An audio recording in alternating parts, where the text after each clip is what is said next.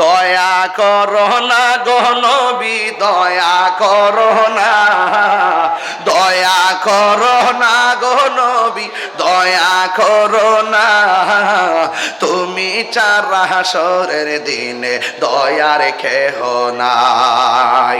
ওগো দয়াল নবী দয়া করো নাই। সব নবীদের কাছে গেলাম কাজ হইল না, তুমি তোমার উম্মতের দূর কইরো না, দূর করো না গো নবী দূর করো না, তুমি তোমার উম্মতের দূর কইরো না। ওগো দয়াল নবী দয়া করো না। জোরে জোরে কি আল্লাহু আকবার বলা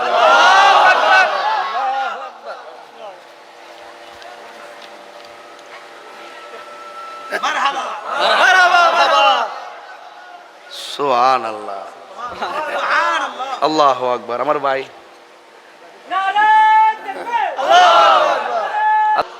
আমার নবী আপনার নবী সাল্লাল্লাহু তাআলা আলাইহি ওয়াসাল্লাম কি বলেছেন?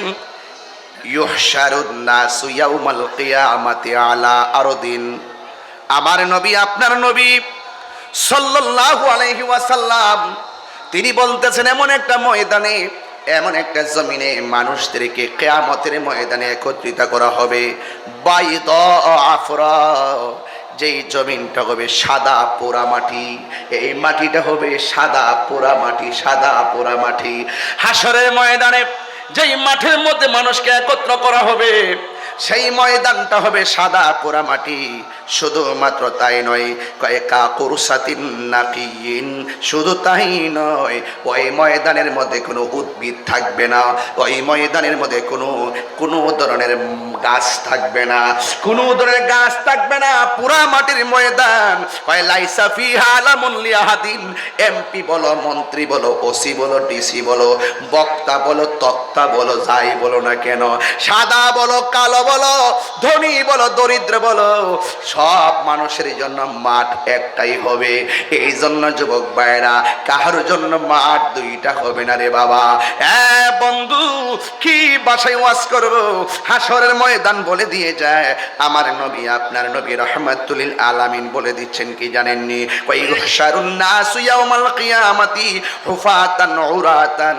এবার আমার নবী আপনার নবী বলে হাসরের ময়দানে যারা যেই মানুষগুলো কিয়ামতের ময়দানে একত্রিত হবে, এরা খালি পায়ে আসবে।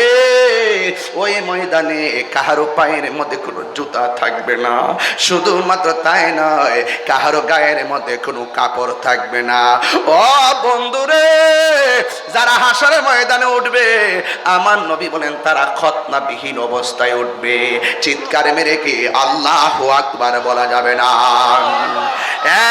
বন্ধুগণ, ও বন্ধু, আমার নবী আপনার নবীকে প্রশ্ন করা হলো, নবী গো আন-নিসাউন, মহিলারা, ওয়াউরুল্লাহ ওয়ারিজালু ওয়ারিজালু জামিয়া। আল্লাহর হাবিব সাল্লাল্লাহু আলাইহি সাল্লাম বলেন ওই ময়দানে নারী যেমনে উঠবে পুরুষও এমন ভাবে উঠবে। নারীদের পায়ে জুতা থাকবে না, পুরুষের পায়ে জুতা থাকবে না, নারীদের গায়ের মধ্যে কোনো কাপড় থাকবে না, পুরুষের গায়ের মধ্যে কোনো কাপড় থাকবে না। এবার যুবক ভাইয়েরা আমার শুনে যান। এ বন্ধু, রাসূলুল্লাহকে প্রশ্ন করা হলো, ইয়া রাসূলুল্লাহ, নবী গো, ও নবী, ওই ময়দানে যে মানুষ উঠবে, ইয়া রাসূলুল্লাহ, পুরুষ এবং নারীরা, ইয়ানজুরু বা'দুহুম ইলা বা'দিন। আমার নবীকে প্রশ্ন করা হয়, নবী গো, একজন কি আরেকজনের দিকে তাকায়া দেখবে, কাপড় থাকবে না, কেমন লজ্জার মাঠ, একজন কি আরেকজনকে দেখবে। আমার নবী আপনার নবী ডাক দিয়া বলে, ইয়া আয়েশা, ও আয়েশা, আল আমরু আশাদ্দু মিন আইয়ানজুরা বা'দুহুম ইলা বা'দিন। সেই দিন এমন একটা অবস্থা হবে, মাথার উপরে সূর্যটা থাকবে, মাথার উপরে সূর্যটা থাকবে গো, মানুষ উলঙ্গ অবস্থায় হাঁটলেও তার ঘাটটারে বাঁকা করে দেওয়া হবে। মানুষের 8 বিঘাত উপরে সূর্যটা থাকবে। এই সূর্যের কারণে পুরুষ নারীর দিকে, নারী পুরুষের দিকে তাকাইবার 1 সেকেন্ডের সময় পাওয়া যাবে না। এমন একটা মাঠ হবে, আপনার গায়ে কোনো কাপড় থাকবে না, আপনার পায়ের মধ্যে কোনো জুতা থাকবে না, আপনি উলঙ্গ অবস্থায় যাবেন। আল্লাহু আকবার, কোন না কেন? এটা কি বোয়ালখালীর মাঠের মতো মাঠ?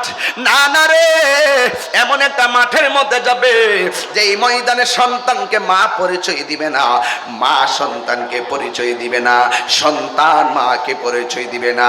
ওই পানির মধ্যে মানুষ সাঁতার কাটবে, যার গুনাহ যেমন তার পায়ের নিচে পানি তেমন।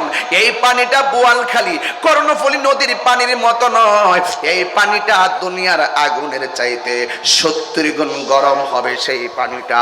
ওই পানির মধ্যে তারা এমন ভাবে হাবুডুবু খাইবে, বন্ধুরে আমার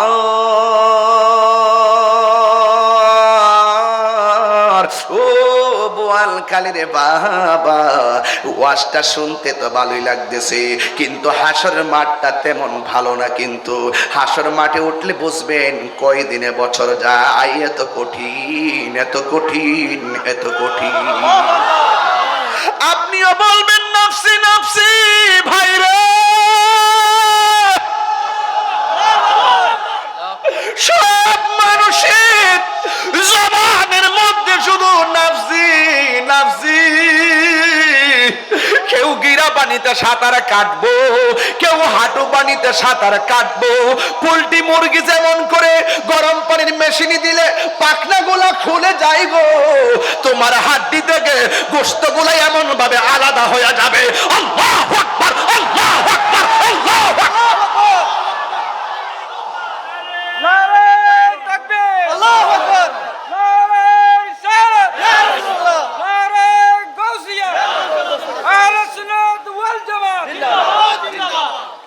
সব মানুষ উলঙ্গ উলঙ্গ। তাইলে দুনিয়াতে আপনি কিসের ড্রেসের বাহাদুরি করলেন? সব মানুষ উলঙ্গ, তাইলে আপনি দুনিয়াতে কিসের ক্ষমতার বাহাদুরি করলেন? হাসরের ময়দানে সবাই উলঙ্গ অবস্থায় উঠবে রে বাবা, কেউ কাউকে সাহায্য করবে না, সাহায্য করবে না, সাহায্য করবে না, সাহায্য করবে না। একমাত্র ভরসা একজনের, জবান খুলে বলুন তিনি কে? কেউ গিরা পানিতে সাঁতার কাটবো, কেউ গলা পানিতে সাঁতার কাটবো। আল্লাহ রাব্বুল আলামিন তখন বিচার শুরু করবে না। একদিন নয়, 2 দিন নয়, 50,000 বছর এমন ভাবে পানিতে দাঁড়াইয়া থাকবো, শুধুমাত্র গরম আর গরম গরম। হাদিসের ভাষায় দেখলাম কি জানেননি? হাদিস শরীফটা আমি একটু আগে কোট করলাম। ইউহশারুন নাসু ইয়াউমাল কিয়ামাতি আলা আরদিন বাইদা কাকুরসাতিন নাকি লাইসা ফিহা আলামুন লিআহাদিন। ও বন্ধুরে, বন্ধুরে, ও বাবা, মানুষকে সাদা পোড়া মাটির মাঠে নেওয়া হবে। হাদিসের মধ্যে আরেকটা হাদিস আমি পড়ছি, পোড়া মাটিটা হবে তামার মতন, উপরে থাকবে ভয়ানক সূর্য, 12টা মুখ নিয়ে সেই তামার মধ্যে তাপ দিব। সাধারণত একটা পাথরের মধ্যে রৌদ্র উঠলে হাঁটতে পারি না, ওই ময়দানে মানুষ উলঙ্গ অবস্থায় উঠবো রে, উলঙ্গ অবস্থায় উঠবো। মানুষ নাফসি নাফসি বলে কাঁদবো। 50,000 বছর সেখানে মানুষ 12 তাপের মুখের সূর্য নিয়ে দাঁড়াইয়া থাকবে। হাদিস শরীফের মধ্যে পড়েছি, সুরমার কাঠিটা যত বড়, এই যে দেখেন সুরমার একটা আতরের মধ্যে আমি একটা কাঠি খুলতেছি, দেখেন বাবা, কয় সুরমার কাঠিটা যত বড়, এমন মাথার এতটুকু উপরে সূর্যটা লেগে থাকবে। তোমার মাথার মগজগুলো বাতের মারের মতন টকবক করে ছিটে ছিটে পড়বে, ছিটে। 3 বার কোন আল্লাহু আকবার। হ্যাঁ বন্ধু, ইন্না বাতাশা রাব্বিকা লাশাদীদ। আল্লাহর ধরা কি নরম না শক্ত? আল্লাহ ছাড় দেয় কিন্তু ছেড়ে দেয় না রে বাবা। একটু আগে আমি বাক্যটা পড়ছিলাম রে বাবা, ও বন্ধু রে, একটু আগে আমি পড়ছিলাম যে কি জানেননি? কয় ইন্নাল্লাহা ইউমাহহালু ওয়া লা ইয়ামহুল, ইন্নাল্লাহা ইউমাহহালু ওয়া লা ইয়ামহুল। আল্লাহ ছাড় দেন কিন্তু ছেড়ে দেয় না। এই দুনিয়াতে আল্লাহ তোমারে ঘুড়ির মতন উড়াইয়া দিছে। আল্লাহু আকবার কর না কেন? বালক যেমন গুড়িটা বাতাসে উড়াইয়া দেয়, বাতাসের তালে তালে গুড়ি ডানে যায় বামে যায়, বালক যখন রশিটারে টান দেয় গুড়িটা হাতের কাছে চলে আসে।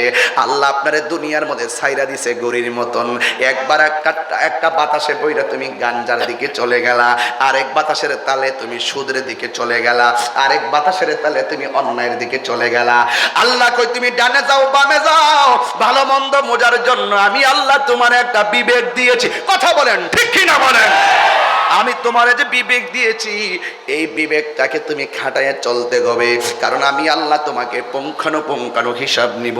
যুবক ভাইরা কিরামান কাতিবিনা ইয়ালামুনা মা তাফআলুন, তোমার সব কিছু আমি ডকুমেন্টস করে রেখেছি রে বাবা। বন্ধুগণ, হাসরের ময়দানে মানুষ যখন নাফসি নাফসি বলে কাঁদবে, ওই মুহূর্তে আমরা বান্দা যারা হাসরের ময়দানে আমি দেখলাম আমরা দেখব একজন নবী দেখা যায়। এই নবীকে আমরা যায়া বলবো, নবী গো আপনি আমাদের জন্য একটু সুপারিশ করেন না। ওই নবীটা বলবে, নবীর উম্মত ও আমার সন্তানেরা, আমি তোমাদের জন্য আজকে কথা বলতে পারবো না, কারণ আল্লাহ আমারে বলছিল গন্ধমের কাছে যাওয়ার জন্য নিষেধ করছিল। আমি গিয়েছিলাম, যদিও আল্লাহ আমারে ক্ষমা করেছেন। আল্লাহ আজকে আমার ধরে কিনা সেই পেরেশানি নিতেই আসি। বন্ধু গো, কি ভাষায় ওয়াজ করব? আদম নবী বলে আমি পারবো না, ইব্রাহিম নবী বলে আমি পারবো না, ইউনুস নবী বলে আমি পারবো না, মুসা কালিমুল্লাহ বলে আমি পারবো না, জাকারিয়া নবী বলে আমি পারবো না, ইয়াহইয়া নবী বলে আমি পারবো না। সব নবী নিজেরা নিজেরা নাফসি নাফসি বলে কান্দে গো। ও বোয়ালখালীর বাবা, কি বাসায় ওয়াজ করবো রে বাবা? এবার এমন ভাবে সবাই শুধুমাত্র কানবে, কোন নবী আল্লাহর কাছে বলতে পারবে না আল্লাহ বিচার কাজটা শুরু করেন, আর কত বিচারের কাজটা পেন্ডিং রাখবেন, এবার একটা সমাধান দেন। আল্লাহর কাছে বলার মতো কোন নবী সাহস করবে না। আমরা কেমন নবীর উম্মত হইলাম? আমার নবী বলবে, আল্লাহ কে জান্নাতি কে জাহান্নামী এটা দিয়ে দেন, অন্তত পক্ষে বিচার কাজটা শুরু করেন। যার কথার দ্বারা 50,000 বছর পরে বিচার কাজটা শুরু হবে, তিনি হলো তোমার আমার নবী রহমাতাল লিল আলামিন। আমার বাড়ি নবী অনেক দূরে, রেখেছো তুমি মুরে পাগল করে।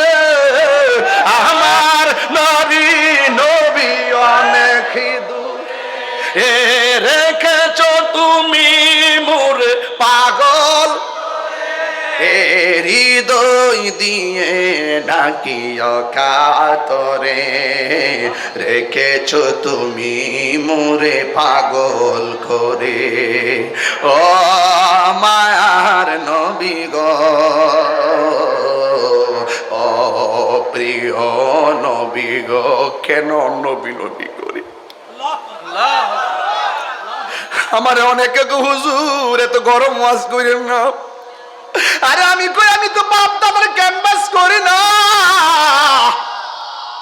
আমি তো জানি কবরে নবী ছাড়া কেউ যাইতে পারবে না রে।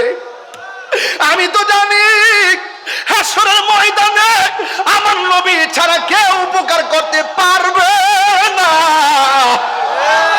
তিনবার বলো ইয়া রাসূলুল্লাহ, লাব্বাইক ইয়া রাসূলুল্লাহ,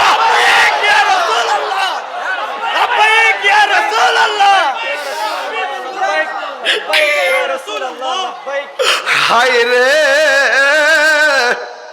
ও বোয়ালখালীর বাবা, বিষয়টা ওয়াজটা কিন্তু নরম নরম, কিন্তু হাসরের মাঠটা বড় গরম। এই জায়গায় আমি সূর্যের তাপ নিতে পারবো না, এই জন্য আমরা নবী ছাড়া কোনো উপায় নাই, নবী ছাড়া কোনো উপায় নাই, নবী ছাড়া কোনো উপায় নাই। হ্যাঁ, আমার আল্লাহ হাসরের ময়দানে বিচার কাজটা শুরু করবো। ওই যখন শুরু করব আমরা শেষ বেলায় একজন নবীর কাছে যাব, যেই নবীর নাম হলো ঈসা রুহুল্লাহ। বা ওই নবীর নাম ঈসা রুহুল্লাহ। আমরা যাইয়া বলবো, ঈসা রুহুল্লাহ গো, আপনাকে তো আল্লাহ নবী বানায়া দুনিয়ায় পাঠাইছিল, আপনি নবীর উম্মত হওয়ার জন্য দরখাস্ত করেছেন, আল্লাহ আপনাকে নবী থেকে আমার নবীর উম্মত বানাইছে, এই জন্য আপনি মেহেরবানি করে আমাদের জন্য একটু সুপারিশ করেন না। ঈসা নবী বলবে, না না, পিতা ছাড়া জন্ম নিলাম মাহিরি গর্ভেতে, আল্লাহর বেটা বইলাই আমায় অনেক লজ্জা দিছে, এই জন্য আল্লাহ যদি কয় তোরে আমার বেটা কইছে তুই কি করছস, আমি কি জবাব দিব, আমি পারবো না। আল্লাহর বান্দারা, আমি ঈসা নবী তোমাদেরকে সুপারিশ করতে পারবো না। একটা কাম করো, ওই দেখো একটা সিংহাসন দেখা যায়, সুন্নাত মান কদ আরসালনা ক্বাবলাকা মির রুসুলিনা ওয়ালা তাজিদু লিসুন্নাতিনা তাহবিলা আকিমিস সালাতা লিদুলুকি শামসি ইলা গাসাকিল লাইলি ওয়া কুরআনাল ফাজর ইন্না কুরআনাল ফাজরি কানা মাশহুদা ওয়া মিনাল লাইলি ফাতাহাজ্জাদ বিহি নাফিলাতাল লাকা আসা আইয়া বাসাকা রাব্বুকা মাকামান মাহমুদা। ওই যে একটা সিংহাসন দেখা যায়, ওই সিংহাসনের নাম হলো মাকামে মাহমুদ, ওই সিংহাসনের নাম হলো মাকামে মাহমুদ। যেই মাকামে মাহমুদের কথা আব্বারে, আমি যখন মাহফিলে আজান দেই, আজানের পরে আমি মাঝে মাঝে দোয়াটা পড়ি, আল্লাহুম্মা রব্বা হাযিহি দাওয়াতি তাম্মা ওয়াস সালাতিল কাইমা আতি মুহাম্মাদানিল ওয়াসিলাতা ওয়াল ফাদিলা ওয়াদ দারাজাতার রাফিয়া ওয়া বা'সহু মাকামাম মাহমুদা। চিৎকার মেরে কে আল্লাহু আকবার বলা যাবে না? আমি কবে যাব রোজার কিনারে, আমি কবে যাব রোজার কিনারে, রোজার পাশে গিয়ে আমি দেখিব নয়ন ভরে, আমি কবে যাব রোজার কিনারে। জোরে জোরে কি আল্লাহু আকবার বলা যাবে না? আমার নবী বলেন, ও পৃথিবীর মানুষ, সব মানুষ উলঙ্গ অবস্থায় উঠবে গো, যেই মাঠের মধ্যে উঠবে সেই মাঠে আমি সবার আগে উঠবো। আরো বড় করে কেন সুবহানাল্লাহ। হাদিসটা একটু বড়, এই জন্য আর পয়রা পয়রা সময় নষ্ট করবো না, ডাইরেক্ট বাংলা বলে দিয়ে যাই। নবী আমার ডাক দিয়া কর, হাসর মাঠে আমি নবী সবার আগে উঠবো। এখন বলি, নবী গো, আপনি দি কইলেন সবাই উলঙ্গ অবস্থায় উঠবে, আমার নবী আপনার নবী বলেন একমাত্র আমি নবী জান্নাতের ড্রেস পইরা উঠবো। আল্লাহু আকবার, আল্লাহু আকবার, আল্লাহু আকবার। ড্রেস পরে উঠবে, ড্রেস পরে উঠবে, আমার নবী শাফাত করবেন। সুবহানাল্লাহ। নবীর শাফাত আপনারা মানেন কি মানেন না? আরো বড় করে বড় মানেন কি মানেন না?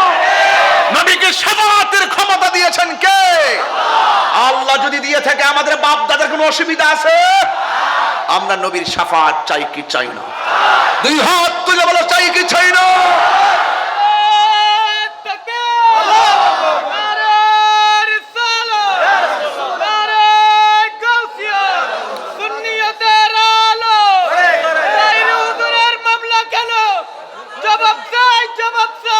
আল্লাহু আকবার জোরে বলেন। এই জন্য আমি বলছিলাম কথাগুলো মনোযোগ দিয়ে শোনা লাগবে। আর 10-12 মিনিট সময় দিয়ে বিদায় হয়ে যাব। আমার আল্লাহর হাবিব হাসরের ময়দানে পোশাক পরে উঠবে, পোশাক পরে উঠবে। নবীর কথার দ্বারা হাসরের ময়দানে বিচার শুরু হবে। ঈসা নবী বলবে, ও উম্মতে মুহাম্মাদি, আমি তোমাদের জন্য সুপারিশ করতে পারি। বোয়ালখালীর মানুষের ইমানটা টেস্ট করি, বোয়ালখালীর মানুষের ইমানটা টেস্ট করি। আপনারা বলেন, নবী হাসরের মাঠে সুপারিশ করার ক্ষমতা আছে না নাই? আরো জোরে বলেন। আর শুধু তাই না, দলিল দলিল, ইয়াশফাউ ইয়াউমাল কিয়ামাতি সালাসাতুল আম্বিয়া ও সুম্মাল উলামা ও সুম্মা শুহাদা। হাসর মাঠে নবীগণ সুপারিশ করবে, আলেমগণ সুপারিশ করবে, শহীদগণ সুপারিশ করবে। তারা তিন শ্রেণীর মানুষ নবীর কাছে যাইয়া ধরবে, নবী গো সুপারিশ করেন না, তারা কিন্তু আল্লাহর কাছে বলার সাহস পাবে না। একমাত্র আমার নবী আল্লাহকে বলবেন, আল্লাহ আপনার আমার উম্মত আমারে দিয়ে দেন। ঈসা নবী বলে, ওই ওই ওই ওই যে একটা সিংহাসন দেখা যায়, ওই সিংহাসনের কাছে চলে যাও, ওই সিংহাসনের নাম হলো মাকামে মাহমুদ। আমার যুবক, কথাগুলো মনোযোগ দিয়া শুনেন। এবার যখন সকল মানুষ মাকামে মাহমুদের গোড়ায় লাফ দিয়ে যাবে, সবাই যায়া দেখবে যে এই ময়দানে সব নবীগণ নাফসি নাফসি বলে কাঁদতেছেন। আমরা যায়া দেখব মাকামে মাহমুদের গোড়ায় আমার নবীজি উম্মতি উম্মতি বলে কাঁদতেছেন। আমরা যায়া ডাক দিয়া বলবো, ইয়া রাসূলুল্লাহ, নবী গো,